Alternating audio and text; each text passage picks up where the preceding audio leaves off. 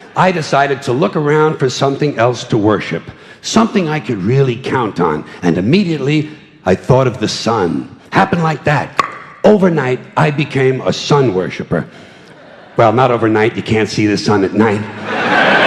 But first thing the next morning, I became a sun worshiper. Several reasons. First of all, I can see the sun, okay? Yeah. Unlike some other gods I could mention, I can actually see the sun. I'm big on that. If I can see something, I don't know, kind of helps the credibility along, you know? So every day I can see the sun as it gives me everything I need: heat, light, food, flowers in the park, reflections on the lake, an occasional skin cancer, but hey, at least there are no crucifixions, and we're not setting people on fire simply because they don't agree with us. I'm a rabbit learning how to be a turtle. Dear C, my Christian soul sister, we both know that God is love, and love is defined in 1 Corinthians 13. Love bears, believes, endures, hopes all things. Love is not a concept.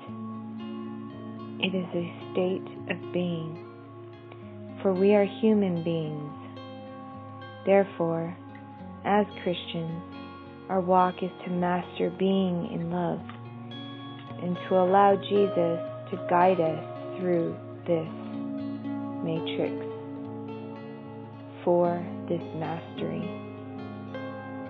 We are commanded to leave our comforts, our flock, and be amongst those we are called to reach.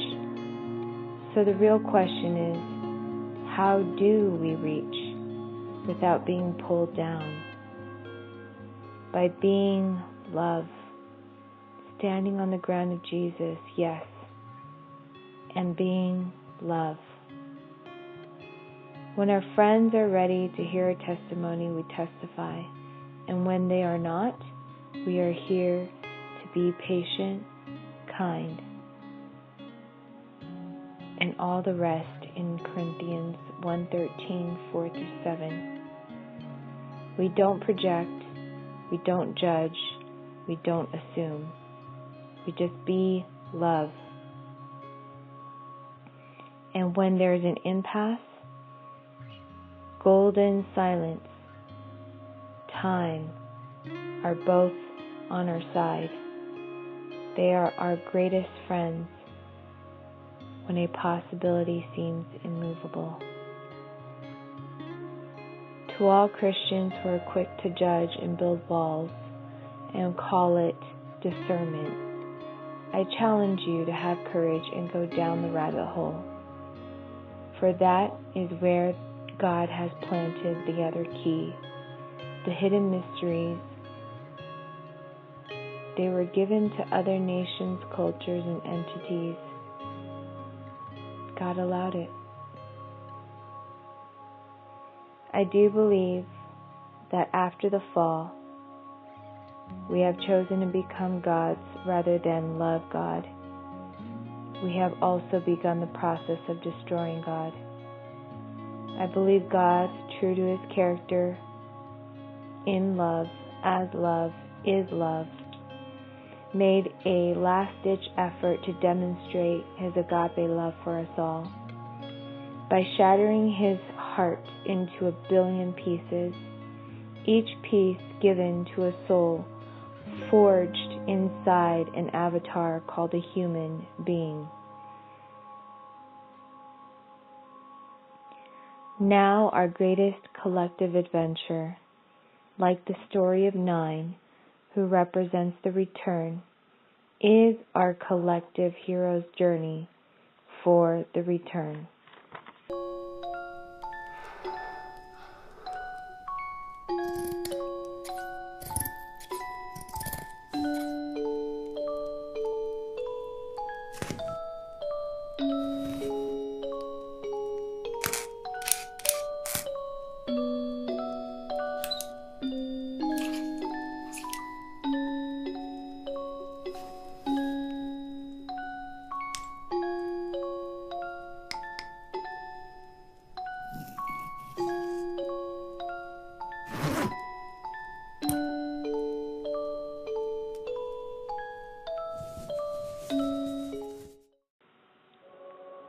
like a drop in the ocean of our collective destiny.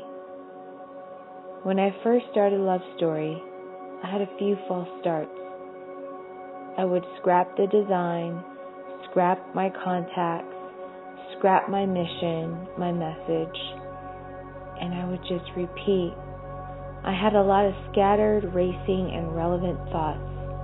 The meaning of life were connecting, boxes were opening, and communicating cross-synaptically, my heart racing, and I wanted to communicate it all to my fellow human beings, but any words my mortal tongue could not catch up with my awakening.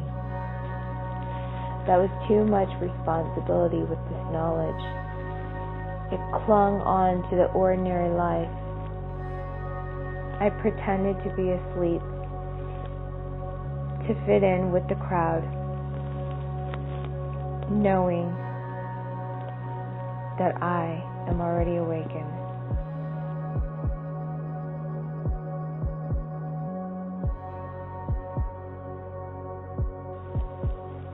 A veteran of the Gnosis had called me one day and said, "You're running around to different mountains, but stuck on the same level. Isn't it time to pick one mountain and just climb?"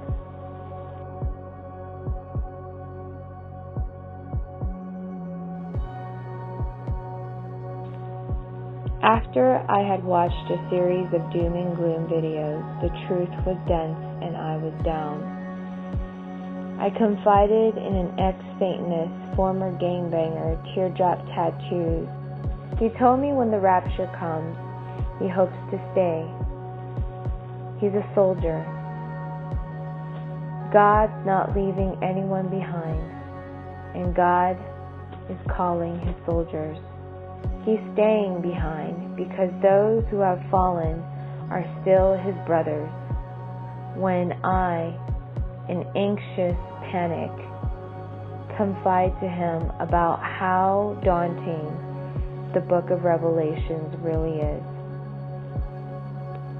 he still smiles, and his smile melts away my anxiety like snowflakes to the sun.